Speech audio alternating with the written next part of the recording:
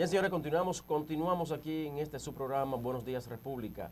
Tenemos como invitado especial en el día de hoy al doctor Daniel Pou, gran politólogo, historiador. Que dije ahorita Pou Castro, porque usted me llevó al Partido Reformista. Yo. Pou Suazo. Bienvenido. Muy buenos días, doctor. Encantado, un placer. Y bienvenido. Para mí, un honor, me imagino que para mi compañero también. Por supuesto. Y bienvenido sea. El privilegio es mío. Claro que sí. El doctor Daniel Pou es una figura nacional e internacional que siempre sigo. Me gustan sus análisis, me gustan los planteamientos que hace. Tuve el privilegio de ver a través de las redes una entrevista que le hizo nuestro hermano Darío Cuba, al cual le enviamos saludos. Darío, socio nuestro y gran amigo. Saludos para ti, hermano, y para tu familia. Y también leo lo que escribes. Me encanta leer y yo siempre digo que nosotros tratamos de invitar gente con contenido, porque al final el contenido es lo que queda en las personas que nos ven. Hoy la situación en República Dominicana se vislumbra de una oposición débil, una oposición que a mi juicio muy particular entiendo que a esta altura de juego debería haber estado más concentrada, más avanzada, más organizada. Sin embargo, ha tenido el PLD la suerte, la gran suerte, de que ha encontrado una oposición con debilidad. ¿Usted, Daniel Pou, opina parecido a mi aseveración o tiene una diferencia de la misma?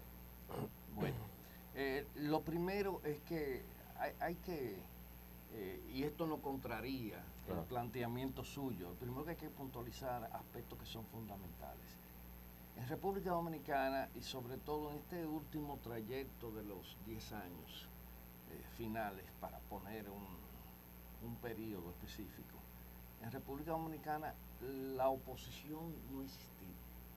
En República Dominicana la sociedad civil, todos esos movimientos espontáneos que no están localizados al interior de los partidos políticos son los que han llevado prácticamente la agenda de la oposición. Y los partidos que están fuera del poder, como yo le llamo, son partidos que están fuera del poder, no son partidos de oposición porque no tienen propuestas.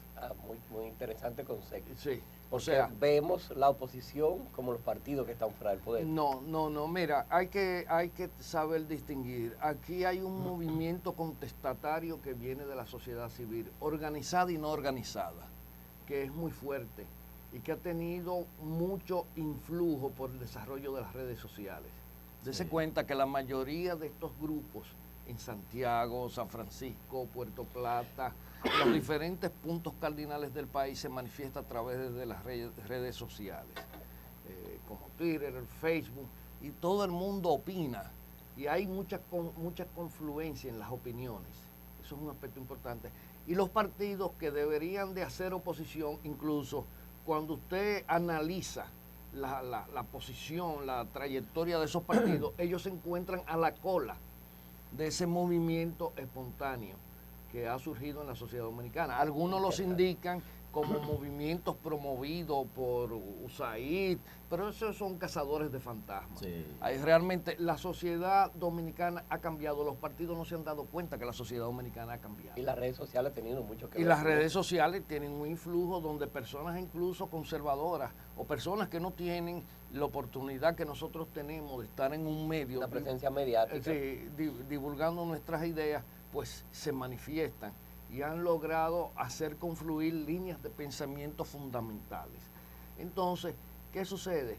Que dentro del espectro de los partidos ha habido, sí, no podemos negarlo, un intento de instrumentalización, pero realmente si analizas con detalle el fenómeno, verás que los partidos se encuentran a la saga de la sociedad, o sea, los partidos de oposición, e incluso dentro del mismo partido del poder, que tampoco ha podido definir líneas generales de acción pública, aún de tener una larga trayectoria detentando el poder. Hay grupos que han tenido que ponerse también en esa cola que va atrás de la sociedad civil. Entonces hay que saber distinguir. Partido de oposición, bueno, cuando tú vas al Congreso Nacional es que más lo palpa, Cuando tú vas al Congreso Nacional resulta que esos partidos no tienen propuestas alternativas a la del Y ahí se nota la diferencia de uno y el otro. del partido. Sencillamente, incluso los legisladores andan a la buena de Dios, a la deriva. En la mayoría de las veces tienen que votar en los temas fundamentales por las mismas propuestas que hace el partido del poder. ¿Perdón? A veces sin leerlo. No, a veces sin Por lo que leerlo. están votando. Correcto. Bueno, lo extraño sería que lo lean, definitivamente. Madre mía. Pero no, yo se lo digo que yo he estado asesorando en comisiones por organismos internacionales y la falta de expertise incluso de los legisladores para asumir temas fundamentales es bastante notoria. En el Congreso Nacional es muy reducido el número de legisladores que son capaces de hacer aportes que valgan la pena en temas que son fundamentales en la agenda nacional. Don Daniel, ¿por qué? Perdón, adelante. ¿Qué ha pasado con el sistema político, doctor? Que de 10 años para acá hemos visto cierta diferencia en cuanto a la preferencia. O sea, antes el dominicano le gustaba estar en política, participar en política, pero vemos una generación que no ve la política como un escenario como para ellos luchar en aras de su patria. Antes lo hacían, pero ya vemos que el sistema político ha decaído tanto que ha decepcionado a cierta parte de la sociedad. Bueno, es parte de lo que estábamos puntualizando hace un instante. Los partidos políticos no tienen agenda, los partidos políticos funcionan más bien como grupos corporativos. Ya no son atractivos. O sea, no tienen incluso propuestas estratégicas hacia dónde conducir la sociedad y la muestra es la fragilidad del liderazgo político nacional. Cuando usted analiza las últimas encuestas que tenemos en la escena política con miras a las elecciones del próximo año, usted se encuentra que a pesar de una oferta electoral en términos de partidos bastante amplia, somos un país bastante numeroso en cantidad de partidos, sí. Apenas 2 o 3 cabezas son visibles y se demarcan como realmente líderes, por lo menos que pueden concitar un cierto nivel de simpatía y opinión pública en el escenario. Y los jóvenes, pues los jóvenes de ahora, como lo decía anteriormente, son parte de la sociedad dominicana, tienen una mentalidad diferente. Ha habido ya una superación de ese compromiso y lealtad política que antes había hacia los partidos, porque las nuevas generaciones no se sienten comprometidas con los partidos. ¿Por qué, Daniel? ¿No se sienten representadas? No se sienten representadas y mucho menos pueden percibir planteamientos que les sean atractivos con sus intereses. Ese es el principal problema. O sea, los partidos políticos tienen un discurso que incluso a veces resulta decimonónico, resulta antiguo para los jóvenes de ahora.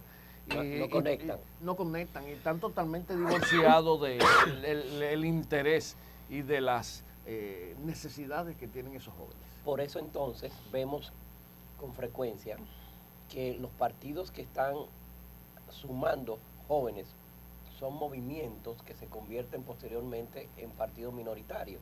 Y ahí tenemos a la gente del Frente Amplio, Fidel Santana, Guillermo Moreno, que vemos un crecimiento según las encuestas. El mismo Moda, y los partidos grandes como el PRD, el PRM, el Partido Reformista, real efectivamente vemos un anquilosamiento en términos generacional, en el target 18, 24, 26 años, 30 años, 36 vamos a ponerlo hasta 35, ¿no? Sí. En ese target, que es donde se llama juventud, correcto, vemos que en la juventud el crecimiento no está. Incluso, escúchame, que son la mayoría de los votantes. Incluso la participación, a eso iba, o sea, sí, la participación es mínima. Veo recientemente una especie de conflicto en la juventud PLDista.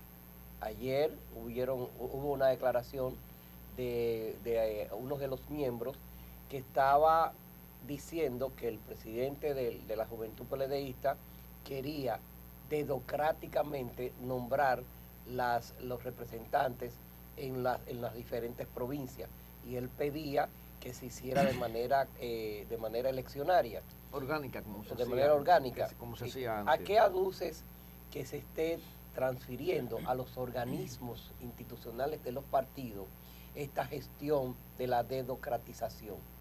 Bueno, lo que sucede está que hay que saber y tener conciencia plena que el Partido de la Liberación Dominicana, que fue un partido tradicionalmente de organismos, recuerden, esa es una de las grandes fortalezas de que era un partido de organismos, donde nadie podía hablar si los organismos del partido no se lo autorizaban.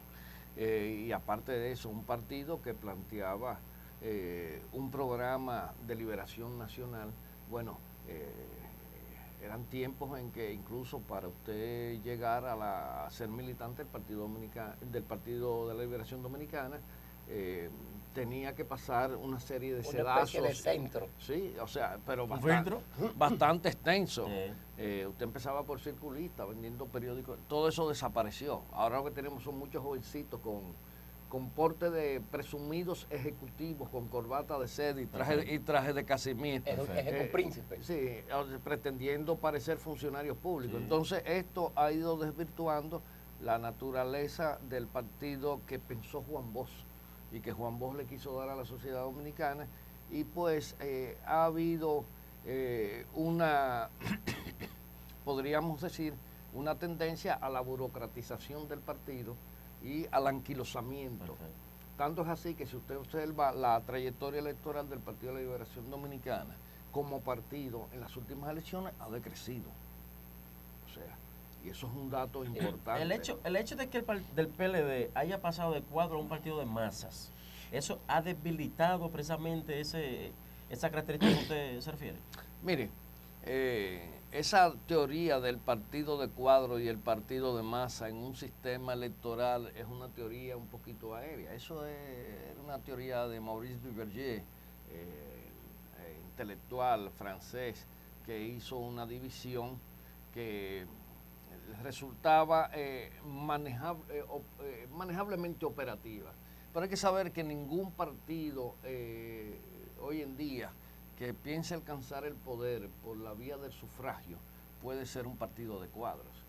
Un partido definitivamente tiene sus estructuras, tiene sus cúpulas que se manejan consone con toda una serie de normativas. Lo malo está en cuando un partido empieza a sustituir el liderazgo político por los inversionistas, que eso le ha sucedido al Partido de la Liberación Dominicana, que cuando usted observa, gran parte de sus dirigentes son gente que no tienen nada que decir de lo que es la política. Sí, pero doctor, escúcheme, ahí mismito, doctor, no le quiero contradecir, pero ahí mismito, independientemente que sea... Contradígame.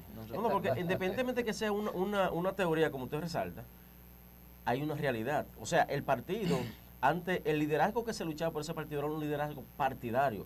Ahora se está viendo un liderazgo grupal dentro del PLD. Bueno, eso, pero, y a eso me refería también. Claro, pero eso es producto de la misma situación que le estoy explicando. Okay. O sea, el partido ha sustituido el liderazgo, ese liderazgo natural que se crea por el trabajo cotidiano, el trabajo puerta a puerta, casa a casa, persona a persona, que antes hacía el Partido de la Liberación Dominicana, que hoy en día no existe. No lo hace. No lo hace. Hay que ver lo que es un político hecho en base a ese trabajo y un político que cae en una cúpula, ¿verdad? De manera casi autocrática. Prácticamente económica. O sea, como inversionista. Y mire el caso del presidente Danilo Medina. El presidente Danilo Medina es un producto acabado de lo que era ese sedazo, ese proceso de depuración político y de decantación que tenía el Partido de la Liberación Dominicana para formar sus cuadros políticos.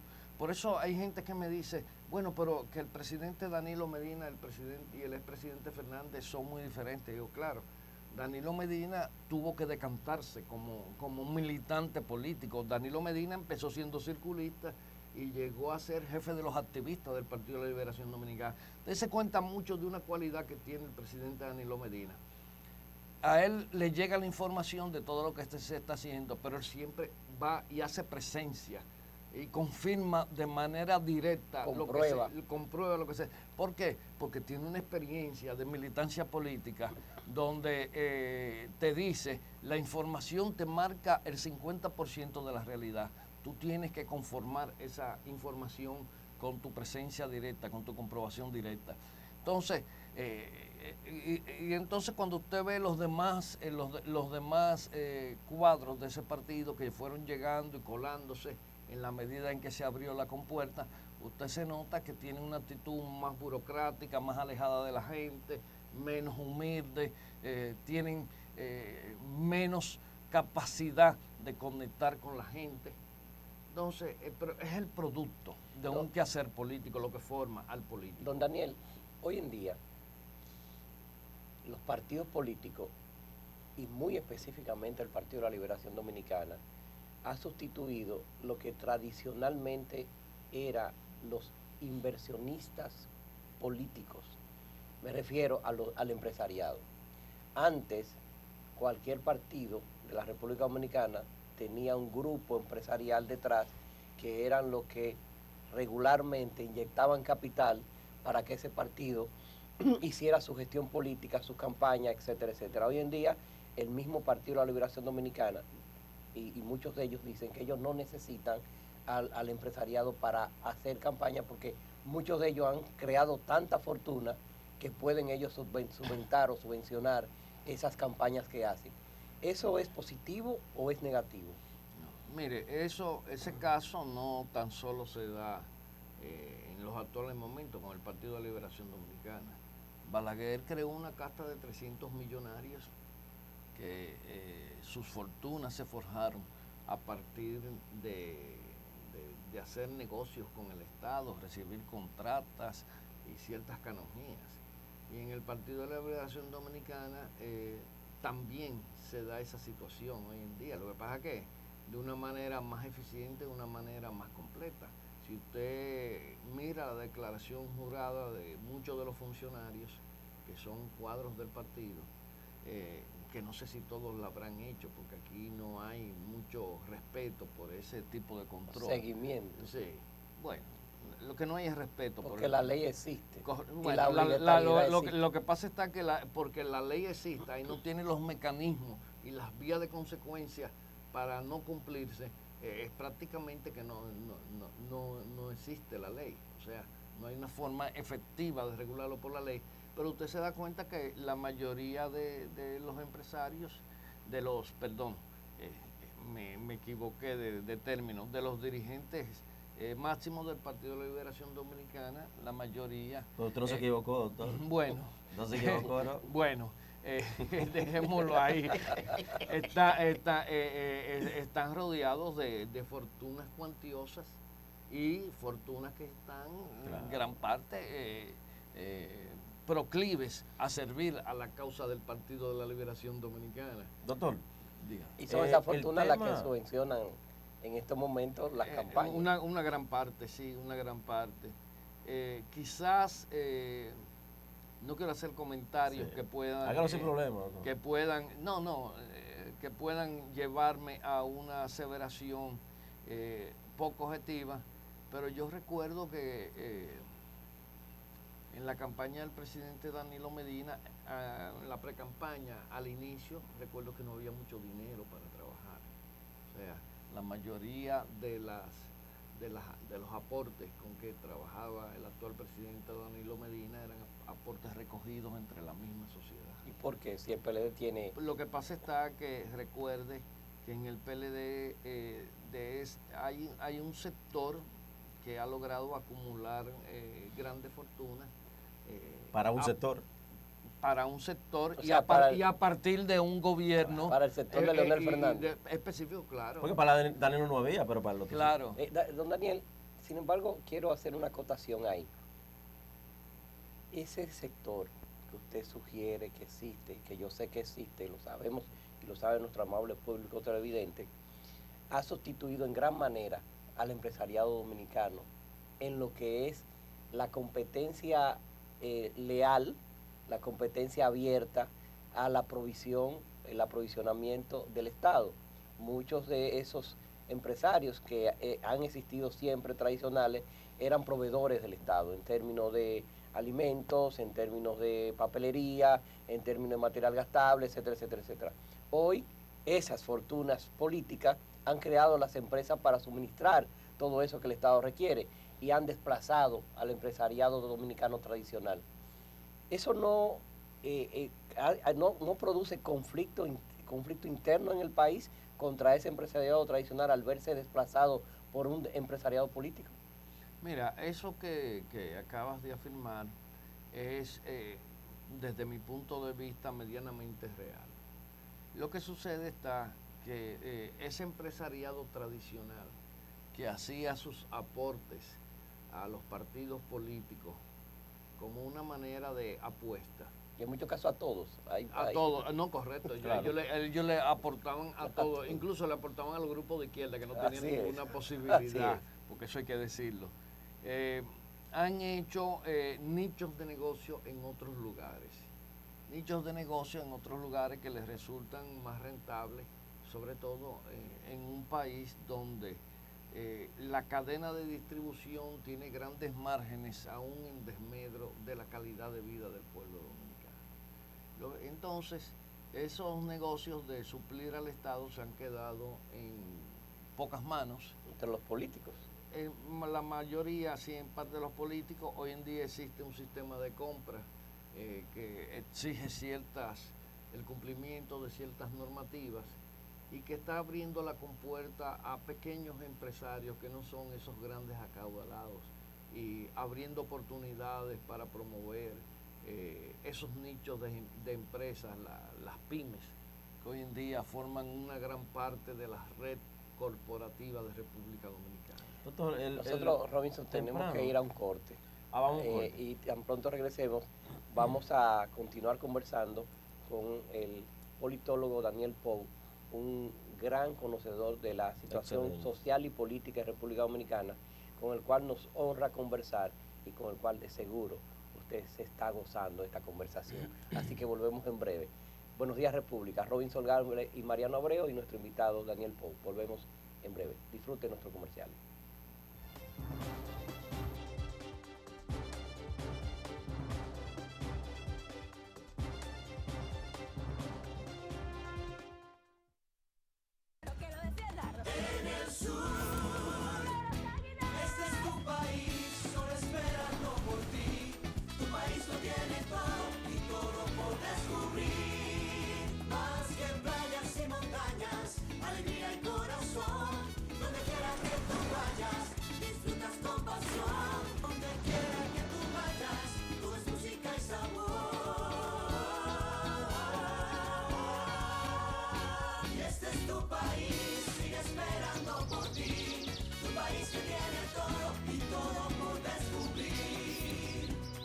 Donde quiera que vayas, hay una aventura por descubrir. Conoce tu país. Ministerio de Turismo. Turismo para todos.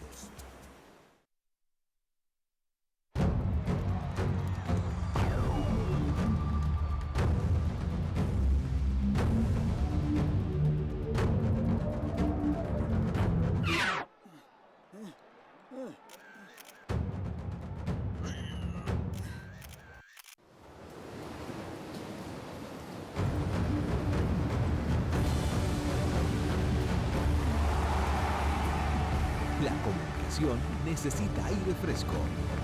Wind Telecom, sé libre con el viento.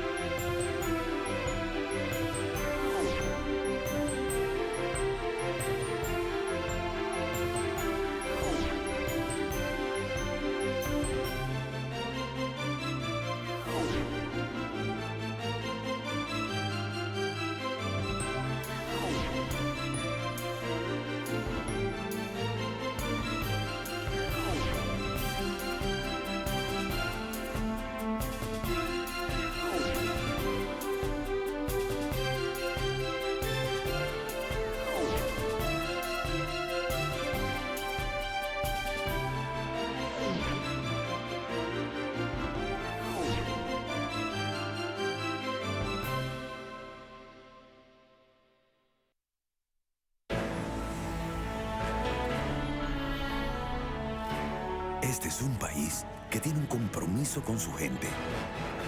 Compromiso con el futuro. Y compromiso con el presente. Con la vida y con el bienestar. Compromiso con los sueños y con la esperanza. Con la honradez y con el trabajo. Con la solidaridad y con la paz. Respetar cada uno de esos compromisos es lo que hemos hecho desde el primer día. Y vamos a continuar cumpliendo lo que prometemos a cada uno de los dominicanos para hacer lo que nunca se hizo. Gobierno de la República Dominicana, haciendo lo que nunca se ha hecho.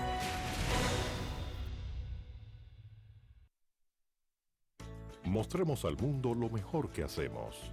Pequeño empresario, emprendedor individual, los acuerdos de libre comercio te abren oportunidades que puedes aprovechar. Es tiempo de hacer negocios. Acércate a nosotros. DICOEX, unificando esfuerzos en la conquista de los mercados mundiales. Ministerio de Industria y Comercio.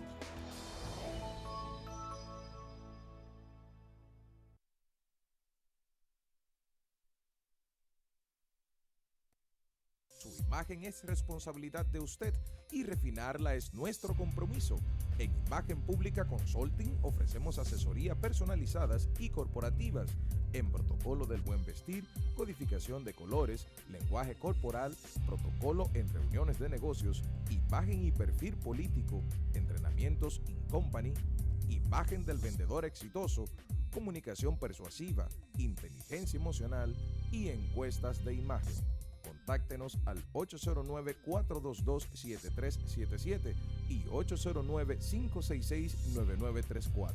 Si quiere vender, comprar o alquilar plantas eléctricas, llama a estos teléfonos y encontrará aquella que necesita para tu negocio, residencia o cualesquiera otra necesidad de producir energía eléctrica de manera particular ante tantos apagones. Comprar, vender o alquilar plantas eléctricas es muy fácil. Llama a estos teléfonos. Yo te lo garantizo.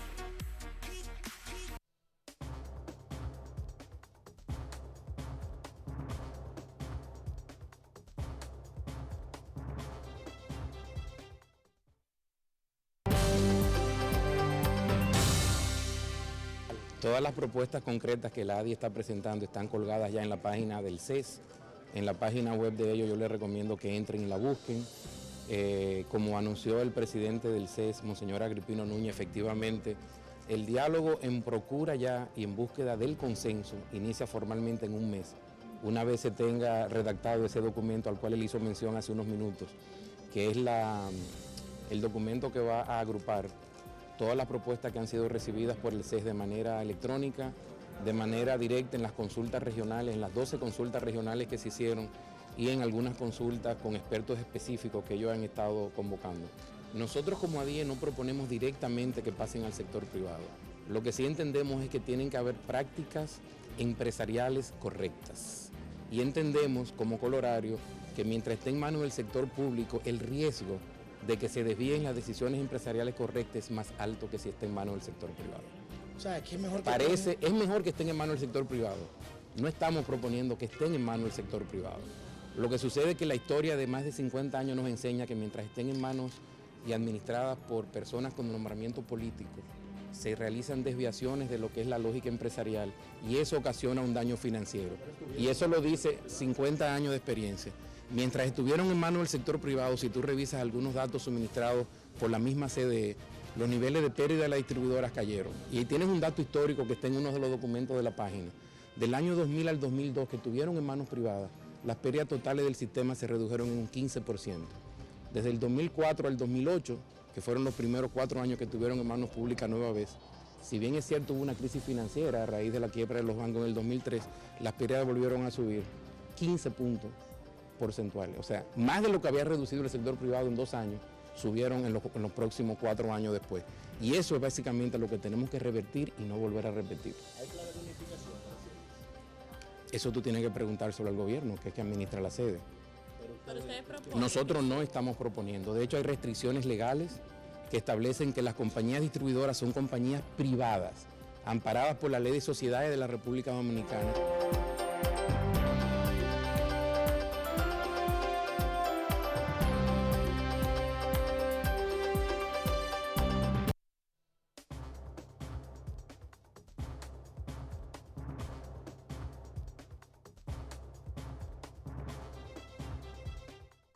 Bien, continuamos con el doctor Daniel Pou, perdón, Sí. politólogo, Pou historiador. Suazo. Pou Suazo. Sí, Excelente. no Pou Castro, que son mis parientes, pero no soy Castro. Así es. Doctor, antes de la pausa, yo le tenía la pregunta de que temprano yo hacía un símil de cuando Pacheco era candidato a la alcaldía y que él en su momento decía de que no quería que Hipólito saliera a acompañarlo porque le restaba. Por aquel momento que Hipólito Mejía ya había perdido cierta fuerza y credibilidad inclusive. Entonces ahora se está viendo, en el caso Félix Bautista, que ya el tema es muy conocido, Leonel Fernández, la última información que tuvimos ayer es que Leonel Fernández ya no quiere mucho a Félix Bautista en los actos, al punto que en el último acto Félix Bautista no permitieron inclusive que bajara de su jipeta, porque Leonel no quería que él estuviera presente en los actos donde él esté. ¿Hasta qué punto este tema de Félix Bautista podría restarle al presidente Leonel Fernández en su proyecto? Esa es una pregunta muy oportuna. Porque cuando yo analizo el tema electoral, yo le doy mucha validez, más que a la intención de voto, es a la tasa de rechazo. Porque todos sabemos que la tasa de rechazo es uno de los factores que impide o que limita mucho el techo del candidato. El ascenso, así es. O sea, un candidato puede que tenga una baja intención de voto, no tan numerosa, como es el caso de este señor Abinader. Luis. Sí, que en las encuestas aparece situado por debajo de Hipólito. Eso lo analizaba con unos colegas las otras noches. Y digo, pero tiene para dónde crecer. Claro. Hipólito no tiene para dónde crecer. Menos tasa de rechazo. O sea, cuando tomas hoy en día a Leonel Fernández, te sucede lo mismo. Tiene una alta tasa de rechazo, tiene una votación que oscila 33, 35% en intención de voto, pero resulta que crecer es lo que se le dificulta. Entonces, eso es un elemento importante. Hay personas descalificando las encuestas, pero nosotros sabemos que es parte de la cultura dominicana. Claro. Cuando no te favorece, las encuestas son... No creo en ellas. No creo en ellas, son hechas en escritorio, pero lamentablemente está que las encuestas son estudios del momento. Claro que marcan tendencia. Y la tendencia es que, por ejemplo, en el caso de Leonel Fernández, un techo muy próximo a su cabeza, no tiene para dónde crecer y lo que es peor, ha ido perdiendo votación. Entonces, ¿qué sucede? Que la relación entre el expresidente Fernández y el senador Bautista es una relación de espejo, muy vinculante. O sea, cuando usted habla de Félix Bautista, habla de Leonel Fernández. Positivo o negativamente. Y cuando usted habla de Leonel Fernández, habla de Félix Bautista. Así es. Hay una relación muy directa. Casi matrimonial. Entonces hay que tomar en cuenta, es correcto, es como el hijo pródigo, ¿verdad? Hay que tomar en cuenta que hay un elemento que perjudica. Félix Bautista, si bien la decisión de un juez de un no lugar recientemente emitida en la víspera de la Semana Santa, le da cierto nivel de aceptación dentro de ciertos límites, porque no se analizando el fondo de la acusación, son elementos la mayoría procesales lo que se cuestiona al momento de emitir la decisión del no lugar, el fallo. Es una persona altamente cuestionada en la sociedad dominicana, una de esas fortunas que se forman sin explicaciones, porque yo le he preguntado a mucha gente, ¿hubiera Félix Bautista hecho esa fortuna si no hubiera estado en Hoy es Hoy? O sea, ponga a Félix Excelente Bautista. pregunta. Sí, ponga. Y señores, el tráfico de influencia es corrupción, el tráfico de influencia es especulado.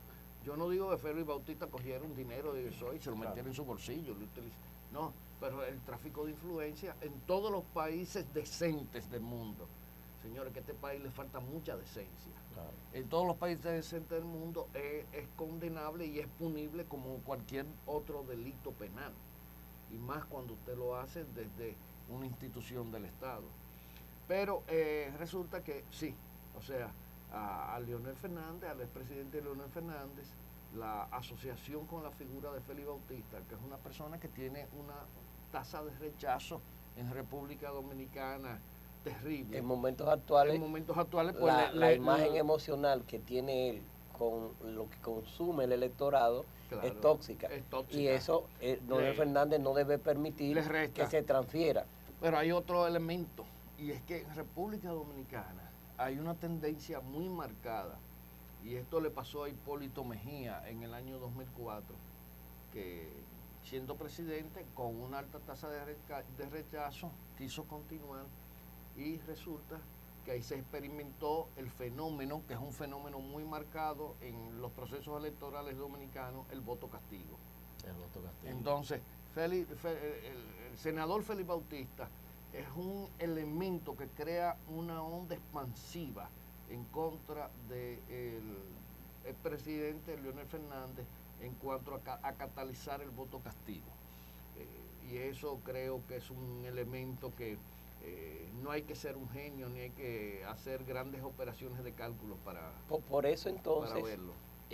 César Medina, en unas pronunciaciones, creo que fue un artículo también en esta semana, le recomendaba al presidente Leonel Fernández que se abstuviera en estas elecciones. Que apoyara la reelección. Y que apoyara la reelección. Me sorprendió porque es conocido que Leonel Fernández y César Medina que César Medina es una persona muy allegada a Leonel Fernández, pero ver que César recomienda que en estos momentos el posicionamiento de Leonel Fernández puede ir, y según las encuestas mismas, a una segunda vuelta, y que en esa segunda vuelta el Partido de la Liberación Dominicana corre peligro de que la oposición pueda tener en una segunda vuelta una recomposición, una alianza para desplazar al PLD. ¿Usted está de acuerdo con ese planteamiento? Sí, mira, yo siempre sigo a César porque lo conozco desde muy joven. Cuando brillante. Era reportero en Última Hora, éramos vecinos, o sea, y siempre lo leo porque César es un hombre muy agudo y sabe en qué terreno moverse. Así es. En términos políticos. Sí, sí. Y entonces, definitivamente, yo estoy conteste con esa posición. Lo que pasa está que César Medina debe saber que el presidente Fernández en este proceso del 2016 está jugando su última baraja política. O sea, así mismo. O sea, el presidente Fernández debió de planificar su retiro del escenario político. Primero porque la OEA.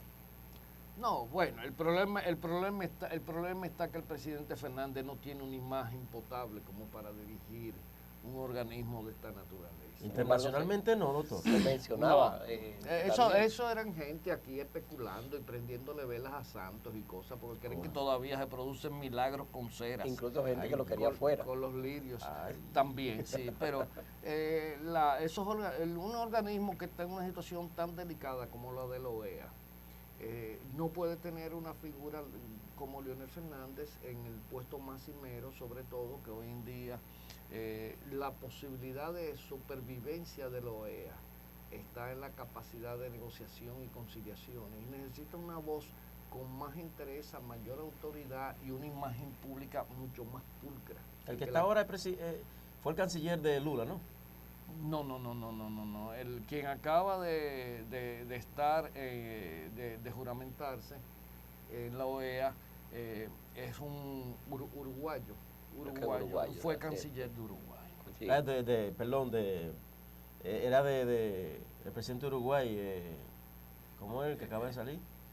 no sé si era el canciller de él, pero sé que era uruguayo. Es un hombre académico, sí. de un perfil muy parecido al saliente, y que va a tener que manejar un escenario muy difícil. Con menos ruido tóxico y menos ruido corruptivo. Correcto. Y por eso, y ahí estoy de acuerdo con usted, un organismo como ese debe asegurarse de que quien lo dirija, su imagen pública sea una imagen pública transparente, que sea una imagen pública sin ruido de corrupción. Sí, el liderazgo de Leonel Fernández tiene muchos ingredientes de esas perversidades clientelares que podrían ser muy cuestionadas desde un organismo ha manchado su figura internacional. Lo que pasa es que el presidente Fernández tuvo la oportunidad de convertirse en una expresión fiel de su generación, dando un matiz diferente al quehacer político en República Dominicana, y lamentablemente parece que ese periodo, ese trayecto de sus primeros 4 años solo sirvieron para darle una visión más pragmática de la política y un poquito también inclinada hacia prácticas políticas que consolidaran un liderazgo clientelar constituido por inversionistas. Parecido mucho al de Balaguer. Correcto. Una copia casi exacta. Sí, casi exacta. Más superado, más acabado, con mayores sutilezas. Otros tiempos. En otros tiempos, más moderno, más eficaz también. Pero resulta que ese liderazgo tiene un momento en que colapsa. Ahora, doctor, pero el caso de Leonel en el 96-2000, muchos dicen que hizo un buen gobierno y que fue el mejor de los suyos, de los 3 que ha tenido. Sin embargo, ahí también estuvo manchado ese gobierno por asuntos de corrupción. De hecho, el propio Félix Bautista estuvo preso. Gente como Diandino Peña, Luis Inchausti, un grupo de personas muy allegadas al presidente Fernández estuvieron en la cárcel. El mismo Félix. Lo mencioné de primero. Sí, de primero. Entonces, tal parece que hay una reincidencia en ellos en el asunto de la corrupción, de caerle atrás lo que no es de ellos, y es una percepción que hay de la sociedad dominicana también.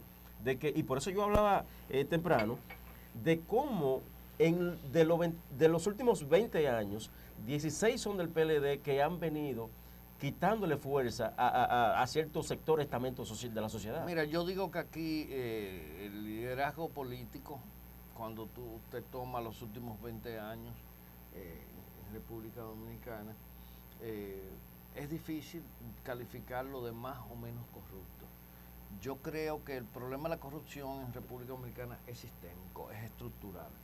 En República Dominicana la política, el quehacer político desde el Estado está diseñado para ser corrupto. Sí, claro. Lo perfecciona uno más que otro, lo hace más eficiente, pero por ahí no ha pasado nadie sin que le saquen esa mácula, claro, que lo marca siempre de alguna manera por un acto de corrupción. De todas maneras, ese cuatrienio del doctor Fernández de 96-2000 para mí fue el mejor, en tanto que le inyectó un aire nuevo a lo que era la administración pública. La modernizó, empezamos a tener servicios decentes. La institucionalizó.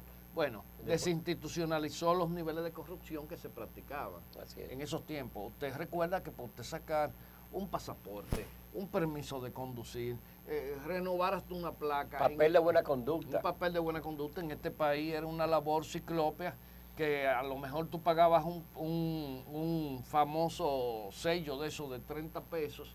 Pero te costaba con 25 centavos. 500. Pero resulta que tú tenías que buscarte una persona que sirviera de intermediario y tenía que darle, como bien tú dices, 500 pesos. Que de hecho desapareció esa profesión. Sí. Esa era una profesión, ser bucón. Y ya no existe. No. De hecho, un gran sector de la población que vivía de esa actividad informal y que era tan lucrativa, fue uno de los sectores que más le sacó en cara al Partido de la Liberación Dominicana en el año 2000 la situación en que ellos cayeron prácticamente de extinción. A mí nunca se me olvida eso, donde el ser intermediario entre el usuario ciudadano y el Estado era un derecho. Era un derecho. Era un derecho. Y era una profesión. Y era una profesión que tenía incluso sindicatos establecidos. Entonces, esa organización, escúchame, esa organización que usted resalta, que es muy valorable, la adquisición de cédulas, documentos, fue una organización que se valoró. De hecho, el pueblo dominicano se siente en el mejor momento en ese sentido. Ahora, ¿qué pasó después? Cuando Leonel Fernández, por ejemplo, forma las altas cortes, que ahí era que yo hace un rato hablaba de la decadencia de la credibilidad en ciertos estamentos de la sociedad, y me refería precisamente en el ámbito judicial. Las altas cortes son entidades creadas que se necesitaba de hace muchos años. Inclusive Peña Gómez fue uno de los que habló. De los precursores. De los primeros que habló de ella. Ahora, al componerla, mejor dicho, fue donde hubo el daño a estas altas cortes. ¿Qué opinión le merece a usted de esas entidades que se crearon con ese mamotreto? Sí, mira, las altas cortes eran parte de un clamor que en la sociedad dominicana existía desde hace muchos años, con miras a garantizar en cierta medida la posibilidad de contener el poder del Estado frente al ciudadano. Perfecto. O sea, eso es fundamental. Y pues todo el mundo aplaudía que en la nueva Constitución, que fue promulgada el 26 de enero del 2010, que es la actual Constitución vigente, pues las altas cortes fueran un punto que constituía una parte medular de esa Constitución. Garantías. Sí, garantías. Era con miras a garantías hacia el ciudadano. Pero, ¿qué sucede? Que, y es algo que debemos tener presente, que esas altas cortes fueron diseñadas en base a un método de conformación, que es lo que usted quiere decir, a un método de conformación que seguía los patrones tradicionales de todos los organismos de esa naturaleza con que contaba el Estado Dominicano. ¿De qué manera? Sin participación de la sociedad. Todos las personas que eran propuestas prácticamente tenían que ser consensuadas por los partidos políticos por diferentes mecanismos. No resto idoneidad a miembros de partidos políticos que fueran elegidos. Lo malo está, la parte negativa está en que se priorizara la trayectoria partidaria de un individuo. Ante la trayectoria profesional. Y sobre todo que esa trayectoria, esa elección estuviera matizada dentro de un contexto de negociaciones políticas interpartidarias. Entonces, ¿qué ha sucedido? Que hoy en día tenemos altas cortes, pero altas cortes que son prácticamente, en muchas de sus expresiones, son parte de la vocería de los partidos políticos. Del entramado, entramado de los partidos políticos en República Dominicana. Entonces, no hay ni siquiera la posibilidad de que la sociedad pueda manifestarse a favor de una persona y con honrosas excepciones usted ve un miembro de las altas cortes que no sea un militante de un partido político. Así es. Vamos a otro corte comercial y cuando regresemos quiero que entremos en la fase final del análisis del posicionamiento de los candidatos en la actualidad de los diferentes partidos, tanto de la competencia interna, que hay todavía partidos que tienen competencia interna, hay partidos que ya tienen sus candidatos propios, como el Partido Revolucionario Dominicano, como el Partido Reformista Social Cristiano, pero todavía el PRM y el PLD no tienen su candidato. Vamos a hablar de eso y vamos a ver cuál es el escenario político final que quedará para las elecciones 2016. Nosotros estamos conversando con Daniel Pou, Robinson Galvez y Mariano Abreu en Buenos Días República. Volvemos en breve.